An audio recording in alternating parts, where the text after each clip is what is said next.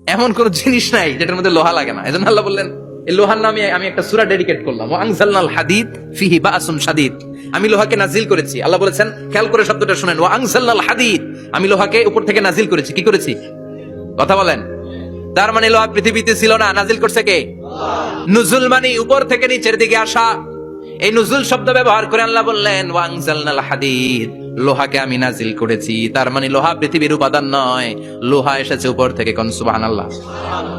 বিজ্ঞানীরা, পদার্থবিদ যারা গবেষণা করে এটাই পেয়েছেন, লোহা আসলে পৃথিবীর না। লোহা পৃথিবীতে উৎপাদন করা হয় নাই।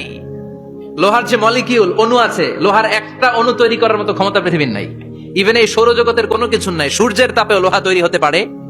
লোহার ছোট্ট একটা অণু তৈরি করতে কমপক্ষে 1 কোটি ডিগ্রি সেলসিয়াস তাপের প্রয়োজন হয়। তার মানে এটা পৃথিবীর কোনো উপাদান নয়, এটা আনজালনাল হাদিদ। আল্লাহ বলেন মহাবিস্ফোরণের কারণে গলিত অন্য কোন তারার ভেতর থেকে লোহার উপাদান আমি পৃথিবীর ভিতরে এনে ঢুকিয়ে দিয়েছি।